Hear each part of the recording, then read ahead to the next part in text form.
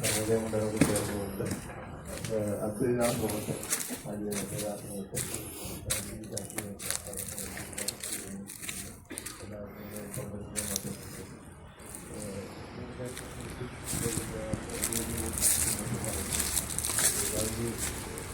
ചരിത്രപരമായ ഒരു ദൗത്യം നമുക്ക് ഏറ്റെടുക്കാനായിട്ടുണ്ട് കാലഘട്ടത്തിൽ.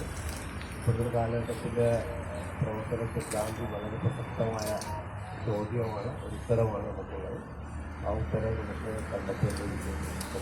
ഗാന്ധി നടന്ന വഴികൾ എന്നാണ് പുതിയ തലമുറ പിടിക്കുന്നത്. നമുക്കറിയുന്നു കേരളത്തിൽ നടക്കുന്ന അക്രമവും അരാജകത്വവും ഒക്കെ നമ്മുടെ നാടിനെ വല്ലാതെ ഭയപ്പെടുത്തുന്നു.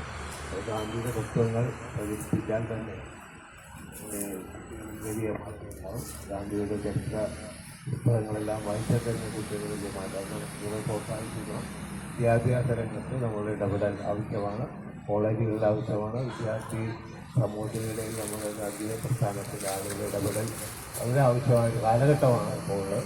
ആ കാലഘട്ടത്തിൽ പെട്ടെന്ന് മുന്നോട്ട് പോകണമെന്ന് പറഞ്ഞുകൊണ്ട് ഞാൻ എൻ്റെ അധ്യക്ഷ പ്രസംഗിക്കുകയാണ്. ഈ സമ്മേളനത്തിൻ്റെ ഔപചാരിക ഉദ്ഘാടനം ചെയ്യുന്നത് ഗ്രാമസ്വരാജ് ഫൗണ്ടേഷനും ഗാന്ധിയൻ തത്വത്തിൽ അന്വാടി ഉറച്ചുകൊണ്ടുള്ള ശ്രീ എം എൻ ഗിരിയാണ്. എം എൻ ഗിരിയെ അർദ്ധമായി ക്ഷണിക്കുക.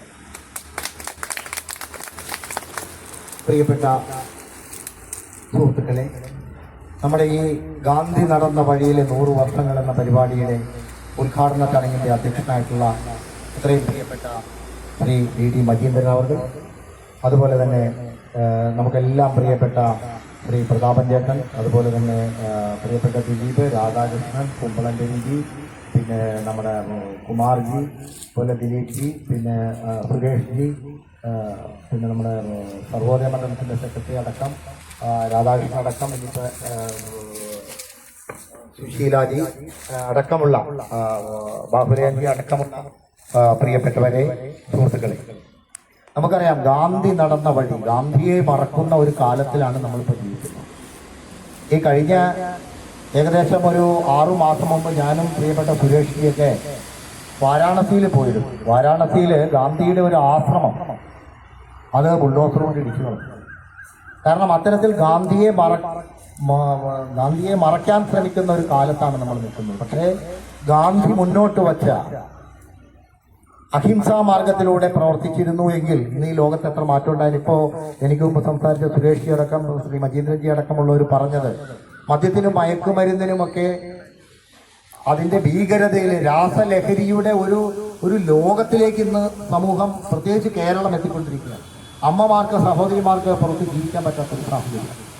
അപ്പോൾ ഇതിനൊക്കെ ഒരു മാറ്റം വരണമെങ്കിൽ ഗാന്ധിയിലേക്ക് മടങ്ങുക എന്നുള്ളതാണ് ഗ്രാമസ്വരാജ് ഫൗണ്ടേഷൻ ആഹ്വാനം ചെയ്തിട്ടുള്ള ഒരു സ്ലോഗൻ. അതായത് ഗാന്ധിയുടെ പുനർവായന എന്നുള്ള നിലയ്ക്ക് നമ്മൾ 1 വർഷം നീണ്ടു നിൽക്കുന്ന ഒരു പരിപാടിയും നമ്മൾ ആലോചിച്ചിരുന്നു. ഗാന്ധിയുടെ പുനർവായന എന്ന് പറയുന്നത് ഗാന്ധിയെ മറക്കാതിരിക്കാനാണ്. ഗാന്ധിയെ മറന്നു കഴിഞ്ഞാൽ ഈ ലോകത്തിന് തന്നെ നിലനിൽപ്പില്ല എന്നുള്ളതാണ്. നൂറ്റാണ്ട് ഗാന്ധി ഇവിടെ വന്നിട്ട് ഗാന്ധിയുടെ 2ാമത്തെ കേരള സന്ദർശനമായിരുന്നു ഇവിടെ നടന്നത്. 8 മുതൽ 18 വരെ, മാർച്ച് 8 മുതൽ 18 വരെ 1925 ഈ റെയിൽവേ സ്റ്റേഷനിൽ വന്നിറങ്ങിയിട്ടാണ് ഗാന്ധി ഇവിടുന്ന് കൊച്ചിയിൽ താമസിച്ച്, ഒരു ഗുജറാത്തിയുടെ ഭവനത്തിൽ താമസിച്ച്, പിന്നീട് അവിടെ നിന്ന് വക്യം സത്യാഗ്രഹത്തിന് പോയി, അവിടെ നിന്ന് ആലപ്പുഴ പോയി, അവിടെ നിന്ന് കൊല്ലത്ത് പോയി, പിന്നീട് സുരേഷ് പറഞ്ഞതുപോലെ ഗുരുജിയുമായുള്ള ഒരു സംഭാഷണം. അതായത് എന്താ പറയുക, 2 സൂര്യ തേജസ്സുകൾ തമ്മിൽ ചേർന്ന് നിന്ന ഒരു മഹാസംഭവം. അത് ഗുരുജി, ഇവിടെയൊക്കെ എല്ലാവരും പറയുന്നത് പോലെ ഗുരുജി ഒരു സാമൂഹ്യ പരിഷ്കർത്താവ് മാത്രമായിരുന്നില്ല. ഗുരുജിയാണ് ഇപ്പോൾ ഈ കാണുന്നത്.